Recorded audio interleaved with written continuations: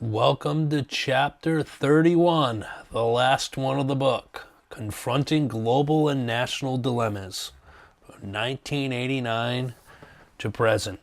So let's get started one last time. So America and the global economy. There's two terms you need to know before we go any forward on this. Any further, not forward.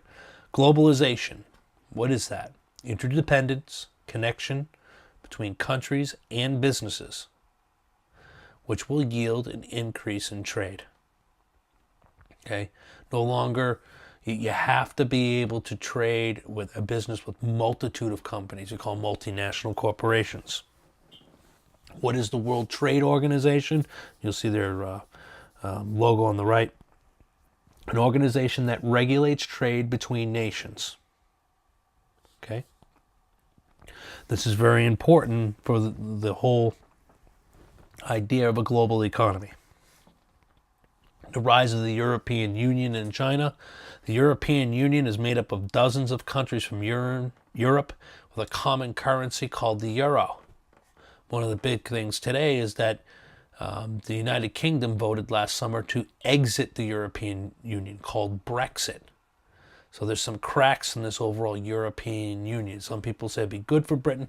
Others saying it's going to be a financial disaster for Britain. We shall see. The Chinese economy has grown significantly since 2000. Why? Because they were allowed to join the World Trade Organization. That's a big part of it. Also, I mean, they don't have really a free country. You have a lot of people working really, really hard under very tough conditions for low money, child labor, you name it, no regard for any environmental laws or anything else. So it's been growing as an industrial country with very, very little regulation on its economy or on its industries. Elements of capitalism within the Communist Party were allowed, and the outsourcing of jobs to China. That was a big issue in the 2016 election. And then there's the European Union flag. I don't know why it didn't show up when it was supposed to. So America and the global economy, the era of globalization. You have international organizations and corporations. The G8 stands for the Group of Eight, control most financial organizations through the International Monetary Fund. The North American Free Trade Agreement, known as NAFTA, which President Trump has railed against over and over again. No tariffs on trade between the U.S., Canada, and Mexico is what NAFTA is. Now, Trump's argument has been is that Mexico and Canada, more so Mexico, has not abided by their end of the bargain. He said that NAFTA is the worst agreement ever made in the history of the world. That kind of stuff. We'll see how that goes. Multinational corporations, businesses that operate in many countries like Walmart, McDonald's, Microsoft, Apple. I mean, all of these big, huge corporations, Volkswagen, Ford, General Motors, Toyota, all these multinational corporations. Financial deregulation. Many banks and other financial institutions saw their industries significantly deregulated. Most of Glass-Steagall was repealed, and that's going to cause the housing crisis and the Great Recession in 2008-2009. There's the photograph there of those signing NAFTA, the North American Free Trade Agreement. You have the president of Mexico at the time, I don't know who that was. Then you have George H.W. Bush, and I believe that's Brian Mulroney to the right of Bush, who was the Prime Minister of Canada at the time. America and the global economy, revolutions in technology in the 1990s, growth of PCs and the internet. And I found a nice little chart here of the evolution of the personal computer, a timeline of that overall. The IBM 5100 with OS Basic, with that BASIC program. Then we have the IBM 1980 5120. You go all the way up to the first Apple II OS with WAS, integer, BASIC, and ROM. We go all the way through, leading up to the MacBook Pro in 2006 and Windows 7 in 2009. Now we're into Windows whatever 10. Okay, so the growth of PCs and the internet. The rise of e-commerce like Amazon, so you can buy things online and it gets delivered to your home. Now we have a distribution center right in Fall River that's going into operation. Politics and partisanship, again in a new era, an increasingly plural society. By 2040 to 2050, the United States will become a majority-minority nation. That means that the majority of the nation will not be white. New immigrants, 28 million immigrants between 1970 and 2000. That's legal immigrants. You add illegal immigrants, you're looking at 39 to 40 million. The Immigration and Nationality Act of 1965 eliminated quota systems from the 1920s, and immigrants with skills in high demand could more easily come to the U.S. The one thing that isn't mentioned is also immigrants with no skills in demand or no skills at all could more easily come to the U.S. When the nation has decided not to enforce its immigration laws with illegal immigration, that has happened too. Okay? So the spirit of the Immigration and Nationality Act of 1965 was to make it easily to come. And the second part here, immediate relatives of legal immigrants could emigrate to the U.S. more easily. They call this chain migration. So if you're here with your family, all of a sudden you can bring your mom and your dad and your uncle just because you're here. So it's adding more people to be able to come to the United States. Many immigrants sent money to families back home. A lot of people in California that oppose even legal immigration, a lot of people come here just to work. They might even become, they come here with, work visas or whatever else, it's fine. But they're not here necessarily to become Americans, they're here to send money home. So it's a big money thing for countries like Mexico, other nations in Latin America. Not only do they support legal immigration, they support illegal immigration because they need the money coming back from people they're sending back home. So there's a money component to the illegal and legal immigration issue. And what the Immigration and Nationality Act has got rid of quotas. That means there's no numbers being counted here. We're not having quotas from any nations. I put on the bottom here, there's a sign you'll see in Southern California, caution of people running across the street. Those are real signs, by the way. Then you have the National Council of La Raza. They are a group that means the base, the Raza, the race, excuse me.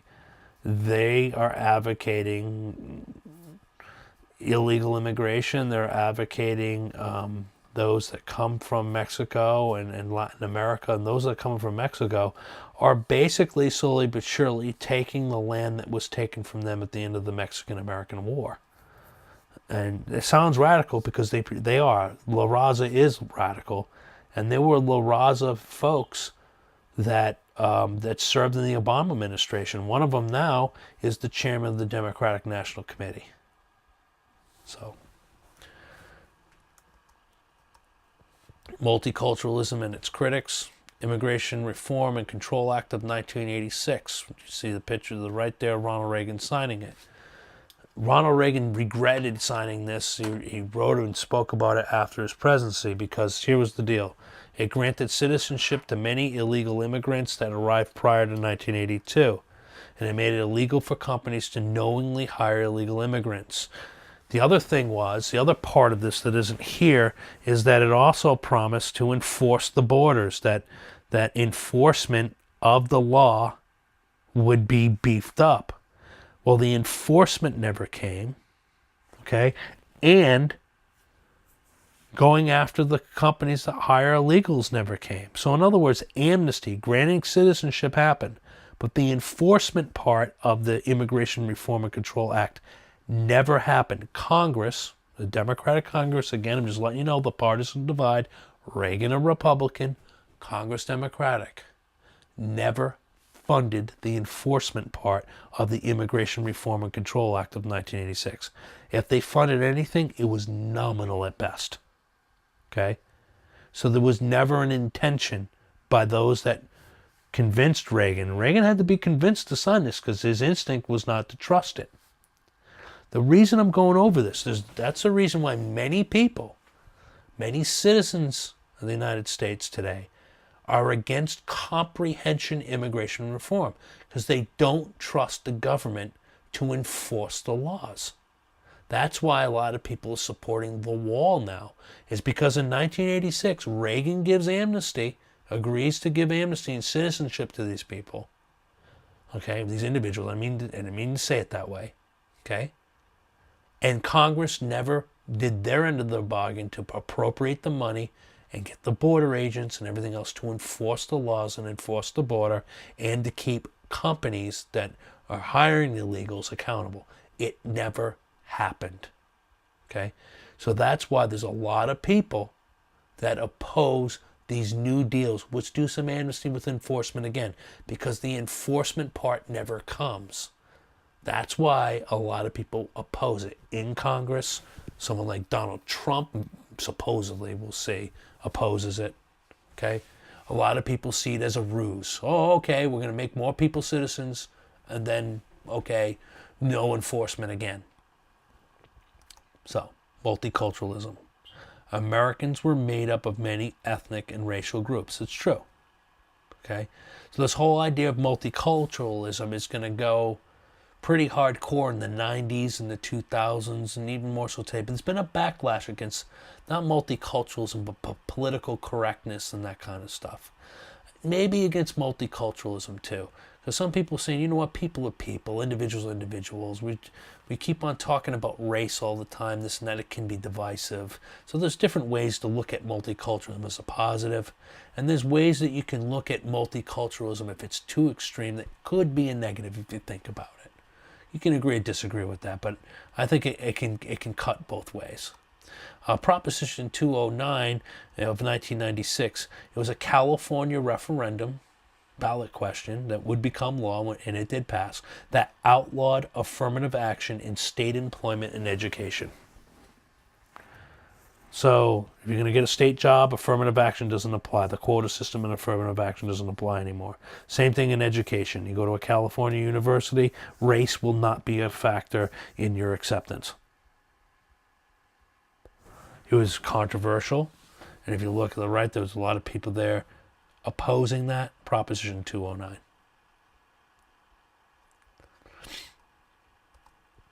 Clashes over family values. A new right focus on marriage between a man and a woman. Abortion. Major distinction between Democrats and Republicans. Democrats tend to be pro-choice. Republicans tend to be pro-life. It's a little more complicated than that, but we'll let that go. Organized protests outside abortion clinics have occurred since Roe v. Wade of 1973. Gay rights. The Defense of Marriage Act of 1996 allowed states to not recognize same-sex marriage, later overturned by the Supreme Court. Bill Clinton signed that. Okay? And Hillary Clinton took a hit for that in the 2008 primary against Barack Obama because of that. Now, Obama didn't bring it up because Obama ran with someone that didn't defend the Defense of Marriage Act, but was opposed to same-sex marriage. Of course, he changed that in 2012. People say politically he needed the money. I don't think he had a new viewpoint on it. I think he always supported gay marriage even before in 2008, but he was afraid he wouldn't be able to get elected at that time. I mean, stuff like that happens. Okay? But the Defense of Marriage Act will be overturned by the Supreme Court because it's basically going to say that gay marriage is legal in the United States. Pretty much with that ruling. Eventually, it's going to lead down to that. Culture wars in the Supreme Court. Webster versus Reproductive Health Services, where states could limit funds on abortion. Okay? Second, Planned Parenthood versus Casey in 1992. States could require a 24-hour waiting period before an abortion. What's the 24-hour waiting period? All right, here's the things what could happen if you adopted the kid. Maybe you should just think twice before you do the abortion. And they have this counseling to give alternatives to the abortion to the young potential mother before the abortion is conducted.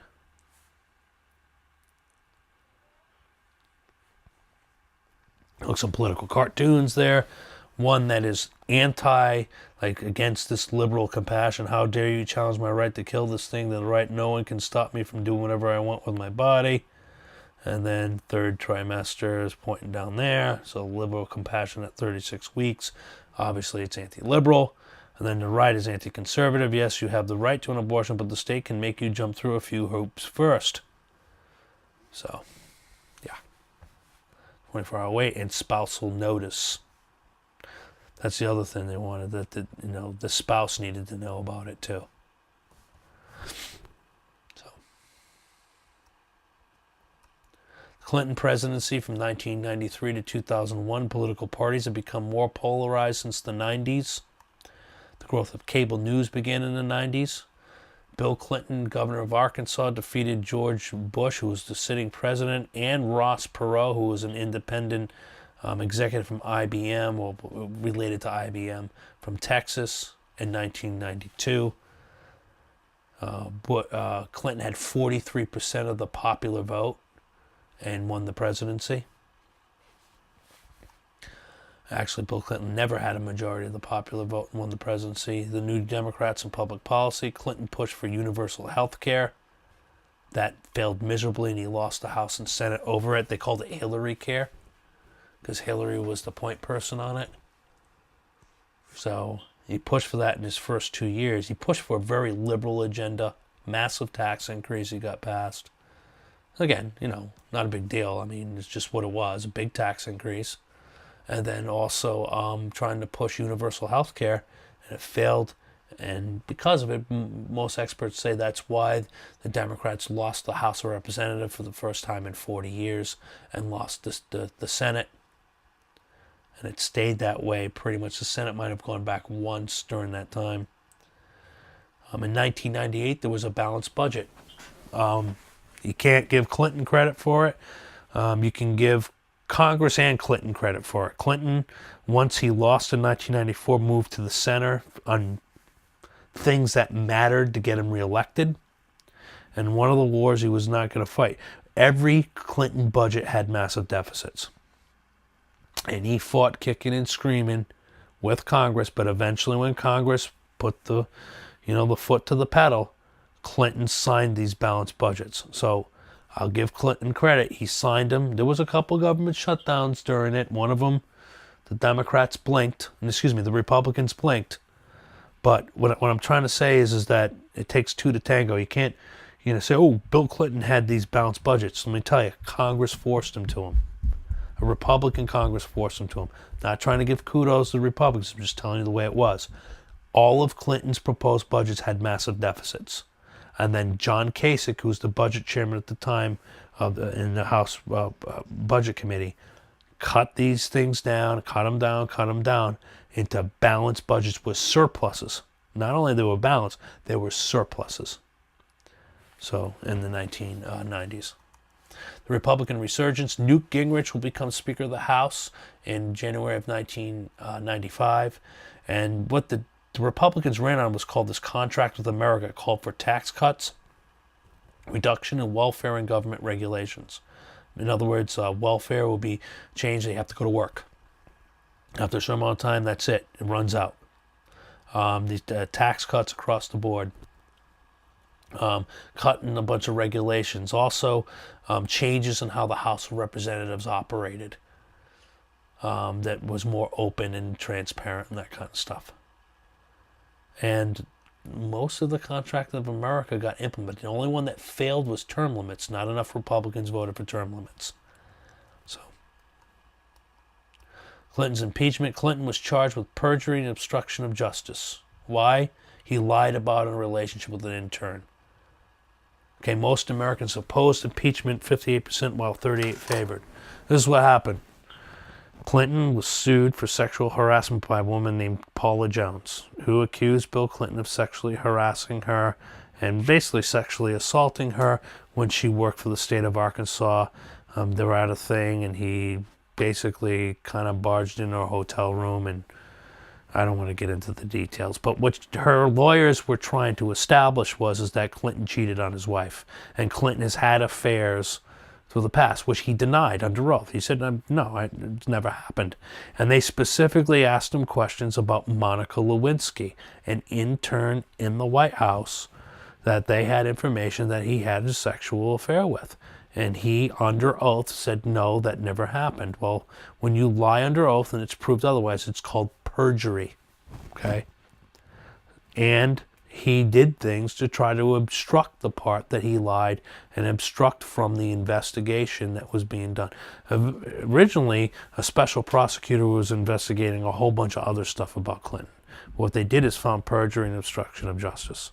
So the whole thing, a lot of Americans opposed this because they said, well, the original intent of this whole thing was not to look into, Clinton's, sexual, cases and all that kind of stuff, but that's what came out. And the question is, should a president of the United States commit perjury? You and I commit perjury, we go to jail. Well, Bill Clinton was impeached over that perjury and obstruction of justice. The House impeached him, however, the Senate did not convict him. And what the Clinton people said, look, this is just a witch hunt after Clinton. This whole thing was just about sex. It was private stuff. It had nothing to do with anyone else, between him and his wife and all that stuff. Well, it worked. My personal opinion, he was having sex with an intern. Name me a CEO of a major corporation that would get away with that. I don't know. I think it was inappropriate. But the thing that bothered me, I don't think he should have been impeached for that. But the thing that bothered me is that he committed perjury under oath. He lost his law license in Arkansas for 10 years, and he never got it back. He never tried to reapply for it. So there was some major consequences for that. I just don't think a president of the United States, if they're caught doing perjury, they got to go. Nothing against Bill Clinton. I thought he did some good things as president, but that's just me. Maybe I'm old-fashioned because the majority of Americans don't agree with me on it, so which is fine. But 58% opposed him being removed from office for it. No, it's personal. Well, all right. So Clinton, like Andrew Johnson before, was not removed from office. The Senate did not vote. There wasn't even a majority. You need 2/3. You need a 2/3 vote to convict. There wasn't even a majority. The post-Cold War foreign policy, NATO expanded in the 1990s. That's the North American Treaty Organization. Former Soviets controlled countries such as Poland. Okay, so Poland will become part of NATO. It used to be controlled by the Soviets. That picture on the top right is the impeachment trial of Clinton. And then there's a picture with Clinton with Monica Lewinsky. So, the breakup of Yugoslavia, Bosnia and Herzegovina declared independence in 1992. A man named Slobodan Milosevic committed genocide, ethnic cleansing, killed a lot of Serbs and others within his country. NATO, led by the United States, will bomb Yugoslavia against Milosevic for about 30 some odd days. I think 20,000 civilians will be killed in these bombings. Thousands of civilians killed in this, and you see the political cartoon, relax, the bombs are here to help us. They're from NATO. Well, thousands of people died from that. 2008, 7 countries from former Yugoslavia, okay? So 7 countries were cut out from the former Yugoslavia. America in the Middle East, the U.S. troops in Saudi Arabia after the Persian Gulf War has upset many in the Middle East, okay? So you had bases and air bases in Saudi Arabia as a launching pad to conduct the first Persian Gulf War. And supposedly that's the reason, according to Osama bin Laden, why Al-Qaeda decided to attack the United States. So these bases, especially when they're so close to Mecca and Medina, which are the 2 holy cities of Islam. Okay? So it upset more from a religious standpoint, particularly in Saudi Arabia. The 1993 World Trade Center bomb killed 6, injured 1,000 plus. The U.S. embassies in Kenya and Tanzania were bombed in 1998. The bombing of the ship, the USS Cole, in 2000. These attacks were all committed by Al-Qaeda. It means the base.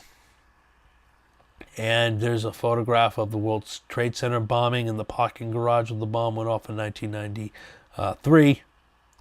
And then there's the USS Cole after it was bombed in 2000.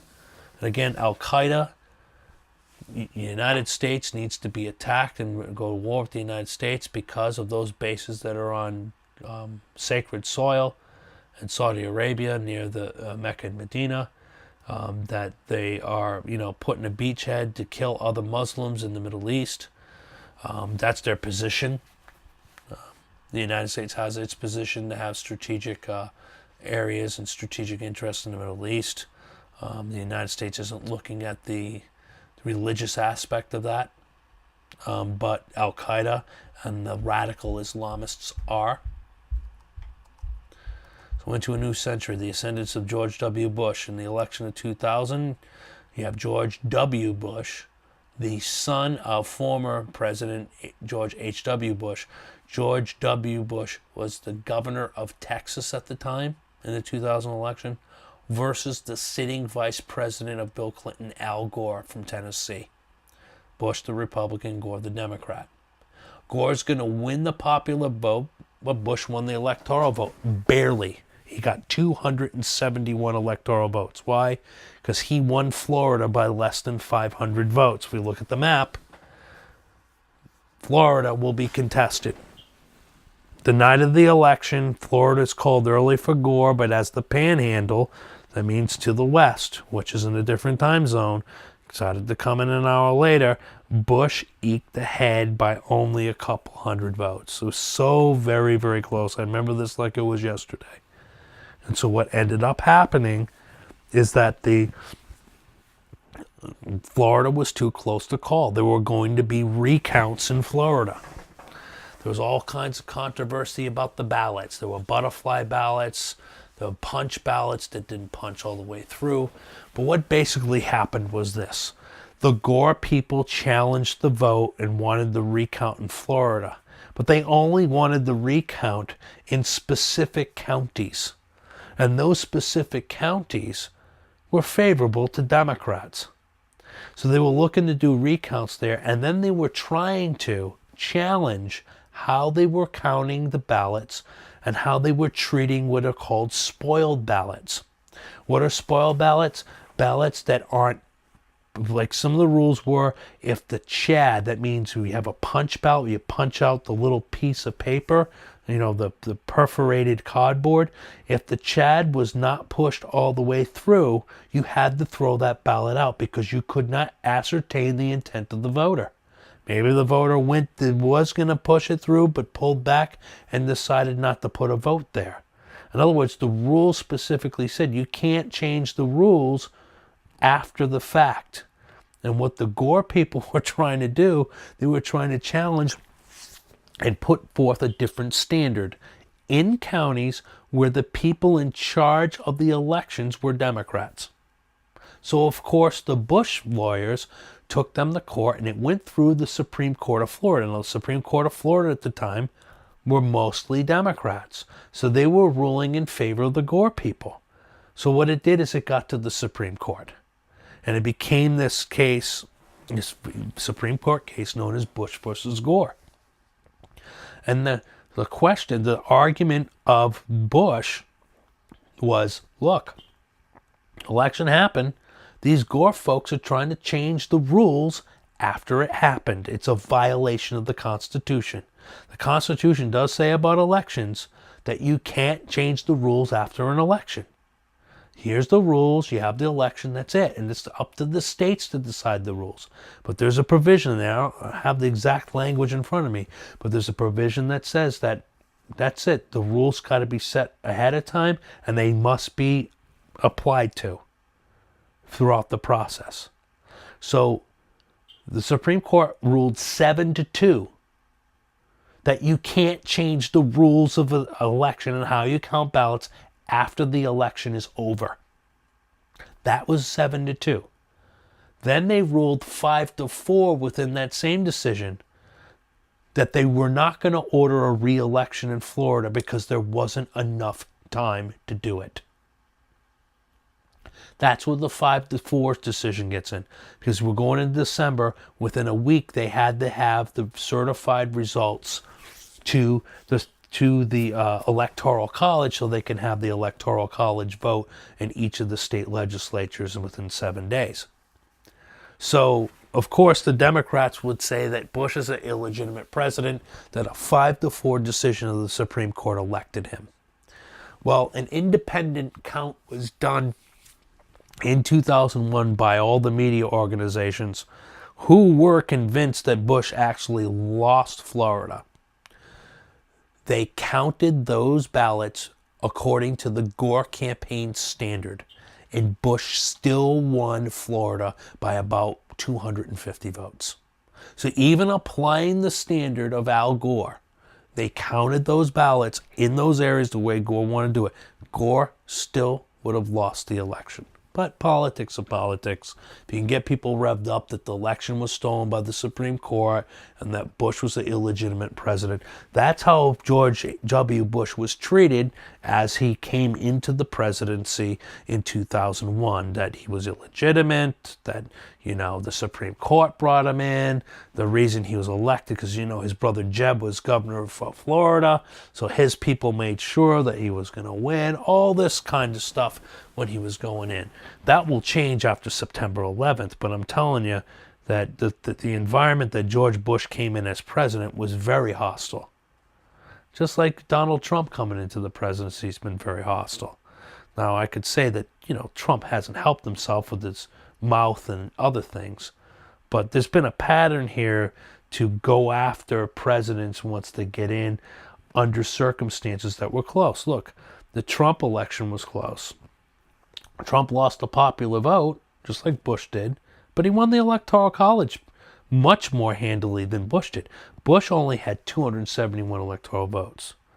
So this whole attack kind of thing, it will go away after 9/11 because the country is going to come together, but it will go right back into it in 2002. So there's Bush versus Gore, the election of 2000, the contesting of votes in Florida. So, tax cuts under Bush. The Economic Growth and Tax Relief Act of 2001 decreased income and estate taxes.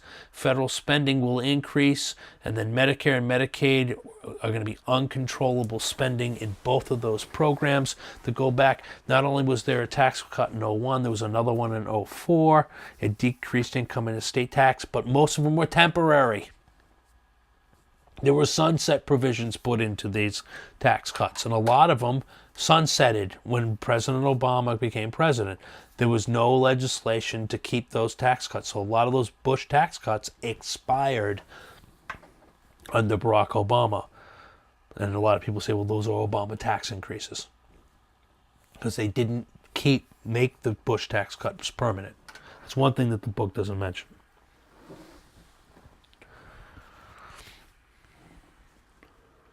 If you look at total spending in fiscal year 2010, that's the last time we had a real budget. Well, actually, it was 2010 and 2009 was the last time we had a real budget. If you look at Social Security, $701 billion, and then Medicare, $519 billion. If you put that together, $1.2 trillion out of 3.5. Add Medicaid, $273 billion. So what do we got? $1.5 trillion, okay, is just Social Security, Medicare, and Medicaid. But if you add in interest on the debt and other mandatory spending, that means spending that you must spend, you're looking at over half of the federal budget is mandatory spending. Social Security, Medicare, Medicaid, interest on the debt, and other mandatory spending. That means Congress, you can't change. It has to be done. That other mandatory is the Affordable Care Act. Okay? And other things, not just that. So you're looking at, only discretional spending is 666 and 692. Let's call it 1.3 trillion. Only 48% of the budget or less we have any discretion over. Everything else is fixed. That's a problem, guys. If you look at defense spending, it's $692 billion. Okay? Non-defense discretionary spending is $666 million. Where is the big military spending on the budget? You look at it. So this is pretty revealing. This is the Congressional Budget Office, August 2010, Budget and Economic Outlook. This is under a Democratic administration.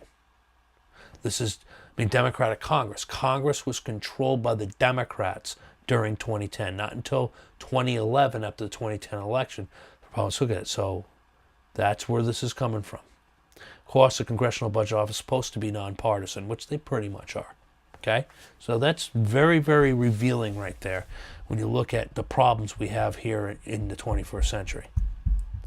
Also, September 11th, 2001 is going to change our world, the world completely, where 19 terrorists hijacked 4 planes with box cutters.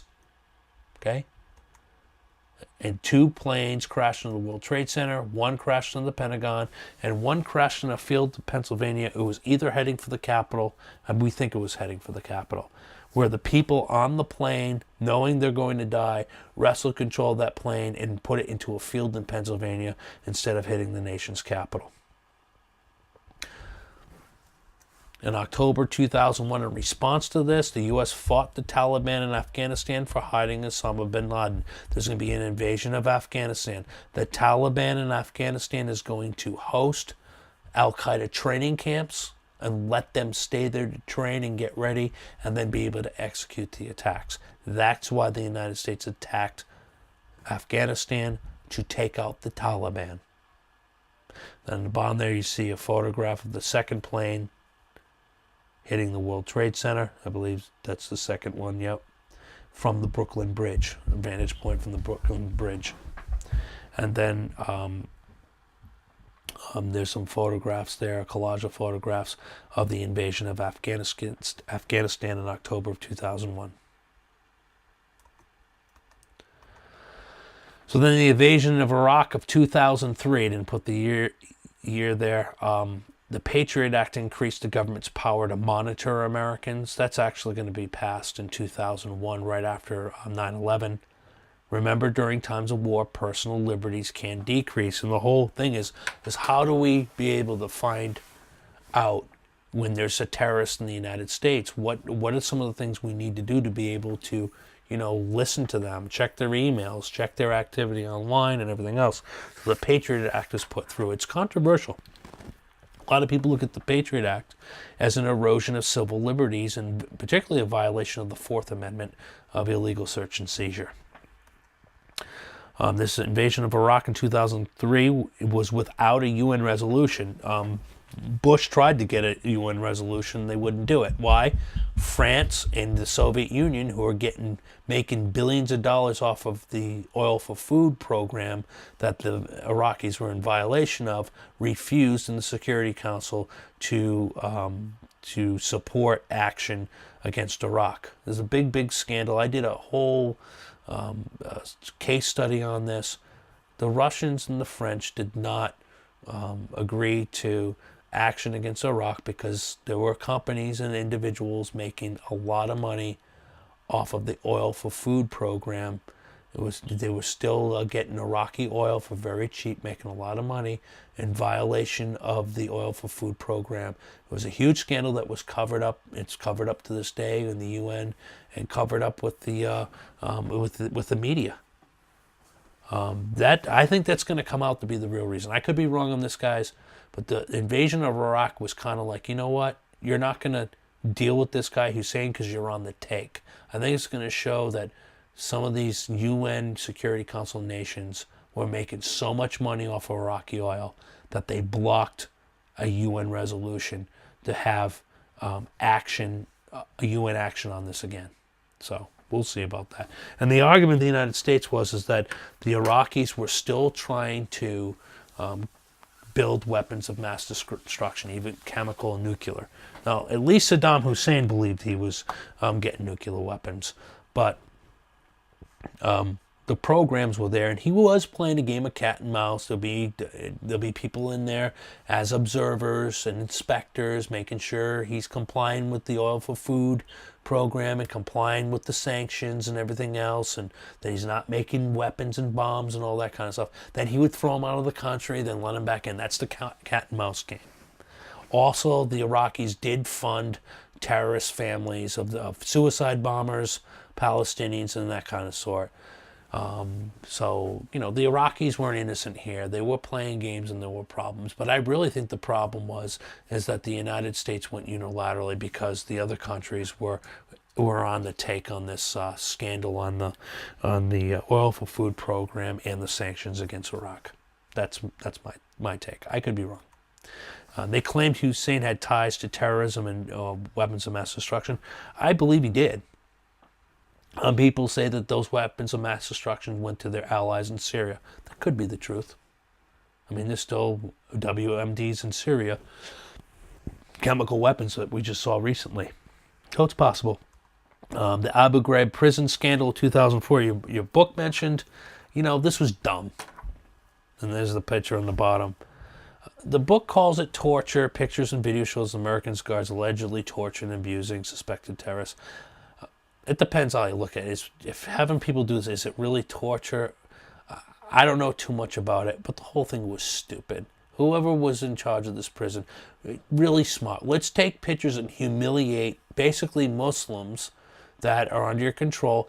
And yeah, it gets out there in the public, and the next thing you know, you're given a battle cry of the Muslim world, of those in Iraq and that whole Iraqi theater, to really even hate the United States even more. Okay, this is stupid.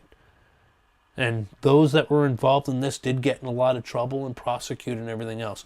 But I'm not sure how much it was really torture more than humiliating and abusing. There's a difference. But really stupid. The people that did this was stupid. It did not help the American cause in Iraq whatsoever. And it really got people at home to turn and say, what are these people doing? I thought we're supposed to be taking care of a mission, being serious about this. Then you have these clowns over here in Abu Ghraib. It was an embarrassment for the United States military, and an embarrassment for the cause in Iraq in particular. So that's my take on Abu Ghraib. 2004 election, George W. Bush, again running for re-election against Senator John F. Kerry of Massachusetts. Kerry's going to win the nomination in 2004. It's kind of a surprise. Kerry was portrayed as a flip-flopper for his positions on the Iraq War. He did say, I voted for it before I voted against it on some things. Why? Because in the Senate, you vote for cloture, and then when it comes to a final vote, you vote against the measure. He said that. They got him on tape or whatever saying it. They used it against him and hammered him. The other thing, too, is that 11 states passed bans on same-sex marriage that brought up turnout in those states that was detrimental to Kerry. Okay? The other thing is, too, John Kerry got himself, he didn't answer. There was a group called the Swift Boat Veterans, for whatever you want to call it. These were people that served with John Kerry in Vietnam, and they wrote this book basically saying that Kerry, kind of over-exaggerated his 3 Purple Hearts, and he actually lobbied his commanders to make sure he got those Purple Hearts, and then he lied about what his colleagues or his comrades did. He accused a lot of his comrades of torturing people and ripping off limbs and doing all this stuff when evidence shows that he never saw any of that stuff. Okay? So these were people that were mad with John Kerry in the Vietnam era, saying that he lied about A, B, C, and D, and there was a whole book about it. The problem with Kerry is he never really responded to those accusations. Usually when a politician doesn't respond to accusations, it's because they're true. Now, maybe they weren't and he was just not smart. But he never really responded. He says, well, I'm not going to dignify it with a response, and did not explain himself about these accusations by the swift boat. The term being swift boated now is a negative term, that they're going to accuse you of all these things, and it's not true. But the problem with Kerry was he never addressed it. And usually people will calculate if a politician does not address criticisms like this and attacks like this, it must be true. And it hurt him really bad in the 2004 election. George W. Bush should have lost this election. He was very unpopular. The things were not going good in the Iraq War, but they smartly made him a flip-flopper with that. I voted for it, I voted against it. Add in the Swift boat, folks. That's what pretty much did him in. Kerry should have won this election. So he didn't. And there's what happened there. And it came down to, again, Florida and Ohio. Ohio was kind of close. He didn't concede to the next day, but he lost Ohio by about 250,000 votes. I don't even know what he was waiting for. So that's how that election went. Violence abroad and economic collapse at home. Hurricane Katrina in 2005 devastated New Orleans, killing more than 2,000. This is going to be the beginning of the end of any type of somewhat popularity of George W. Bush. He seemed to be inept and did not respond well. FEMA, the Federal Emergency Management Agency, did not respond well to the needs of New Orleans. It seemed very chaotic, and it's going to crush the Republicans in the midterms in 2006. Bush will never recover from, I don't know if it was perception or reality. It's probably more perception, but that doesn't matter. It devastated New Orleans, killed it, but it ended the Bush presidency, and it hurt the Republican parties really bad. In 2008, the stock market tumbled and unemployment reached 10%. But before that, politically, the Republicans who won the House and Senate in 1994, had the House since 1994 for 12 years, lost control of the House of Representatives in the midterm elections in 2006. Bush's popularity was in the tank. I remember, working in campaigns in 2006 that if someone was a Republican, you say the word Bush, it was no good. It usually is in Massachusetts anyways with Republicans, but more so with Bush. And in 2006, it was really, really, really, really bad for Republicans. I think only one Republican new candidate only won one legislative seat in the entire eastern part of the United States. And I know who that person is. His name is Jay Barrows. He's a state representative from Mansfield. He represents, something Bristol district. He's still a state representative. He was the only Republican to win an open seat in the eastern United States in 2006. That's how bad it was. 2008, the stock market tumbled. Unemployment reached 10%. I already said that. It's because of the housing crisis. This Great Recession also saw housing prices plummet. What happened was banks, because of the reversal of the Glass-Steagall Act, you remember that from the 1930s, where it said that banks could not invest any money in Wall Street. Well, they did. It got kind of reversed. And what banks would do, they would buy these financial products, which basically bundled all of these risky home mortgages with all these types of interest rates, high-risk mortgages. They bundled them all up. And as long as the housing market stayed strong, they would make money off of these. But what happened is housing prices turned for the worse. And it took down two major financial institutions. It took out Lehman Brothers and it took out Bear Stearns. This is how bad this was. So what they were doing is bundling up all these risky home loans into one big investment. You had cities throughout the world that would invest in these bonds and these different financial products or instruments. It was really, really bad. So that basically deregulating in this sense and repealing parts of Glass-Steagall actually helped set this. So you had a lot of people hurt and people lost their homes, a lot of people losing their jobs.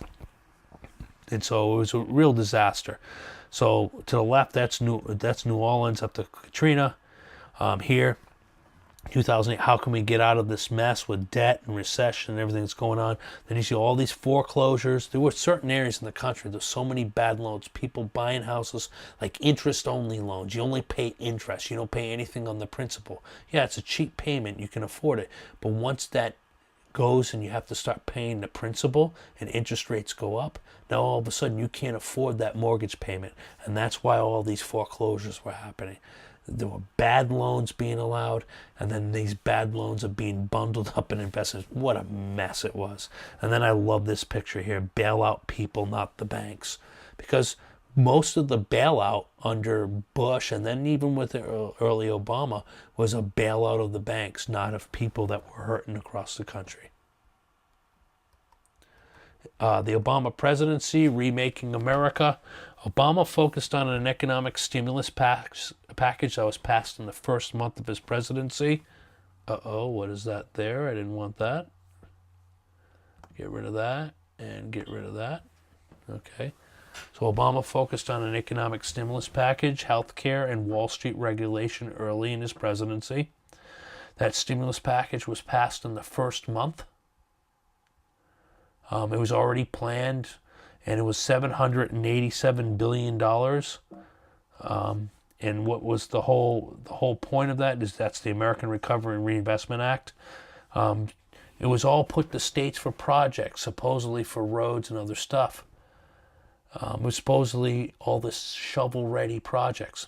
A lot of that $787 billion went to non-governmental organizations and a whole bunch of different nonprofits in the states, and unfortunately nonprofits that were affiliated strongly with the Democratic Party.